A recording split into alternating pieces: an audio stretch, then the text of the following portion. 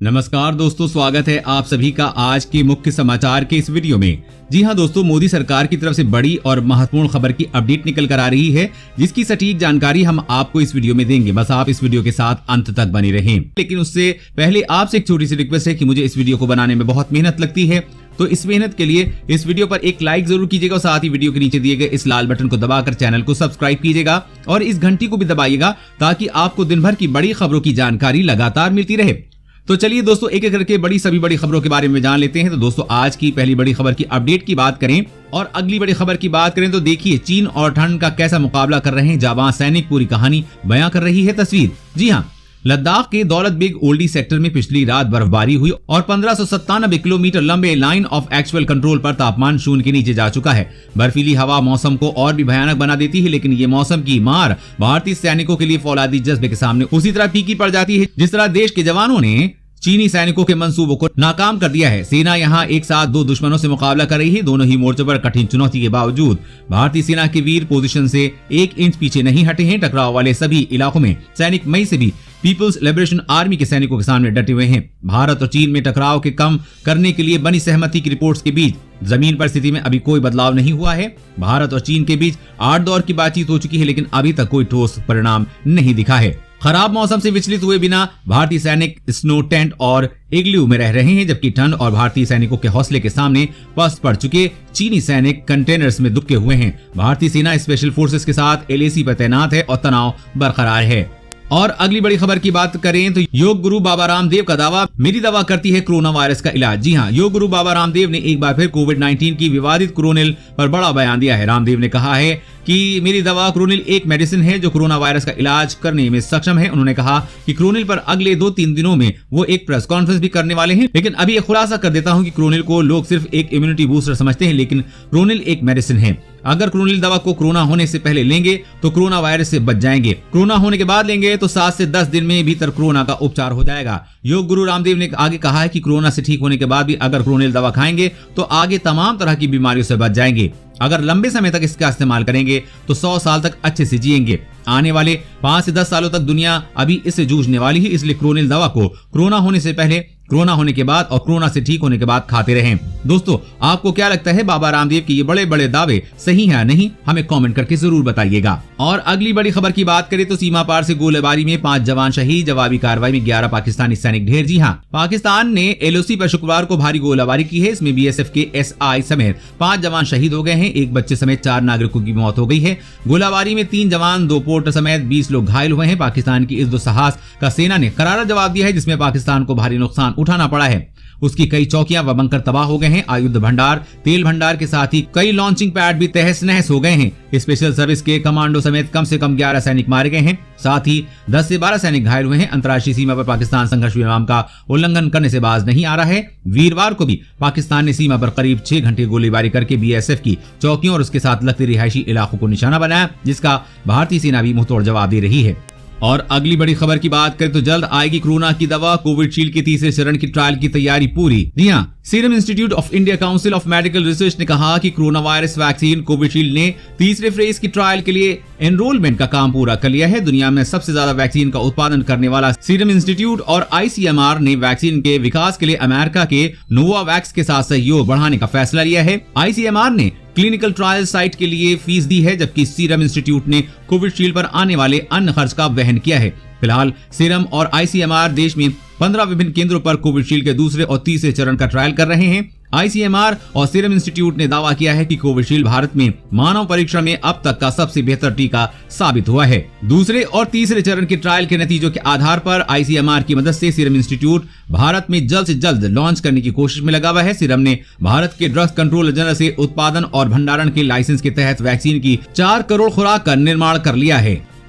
और अगली बड़ी खबर की बात करें तो SBI के ATM कार्ड पर छपवाएं अपने बच्चे की फोटो, ये है तरीका। जी हां, भारतीय स्टेट बैंक बेहद खास सुविधा लेकर आया है। इस सुविधा के तहत आप अपने बच्चे की फोटो SBI के ATM कार्ड पर छपवा सकते हैं। स्टेट बैंक ऑफ इंडिया बच्चों के लिए खास तरह के बैंक खाते खोलता है। इनमें मिनिमम बैलेंस का भी झंझट नहीं है।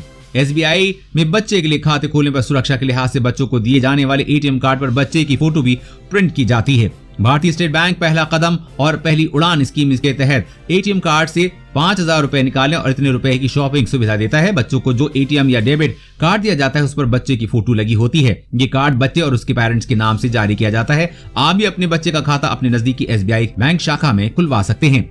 और अगली बड़ी खबर की बात करें तो सरकार का बड़ा ऐलान, 2 लाख युवाओं को बांटी जाएगी मोटरसाइकिल। जी हां, ममता सरकार ने लोगों को आत्मनिर्भर बनाने के लिए बंगाल सरकार की कर्म साथी स्कीम के तहत 2 लाख युवाओं को मोटरसाइकिल बांटेगी। इसके साथ ही सरकार युवाओं को अपना व्यवसाय शुरू करने के लिए प्रोत्साहित भी कर रही है। पश्चिम बंगाल की CM ममता बनर्जी ने 4 नवंबर को लगभग 10 लाख लोगों की मदद करने का लक्ष्य रखा था, जो 2 लाख लाभार्थियों पर निर्भर है। इसके अंतर्गत सरकार ने मोटरसाइकिल देने की बात कही है। सभी मोटरसाइकिल पर एक ऐसा बॉक्स लगाया जाएगा जिस पर लाभार्थी फल, सब्जियां, कपड़े और अन्य आवश्यक सामान रख कर बेच सकेंगे। ममता सरकार ने कहा कि इन लोगों को न बस आत्मनिर्भर बनाया जाएगा बल्कि उन लोगों से जुड़े लगभग 10 लाख लोग भी लाभान्वित होंगे। और अगली बड़ी खबर की बात करें तो 30 किलोमीटर की रेंज में दुश्मन के विमानों को मार गिराएगा ये मिसाइल, खासियत जान चीन और पाकिस्तान के उड़े होश।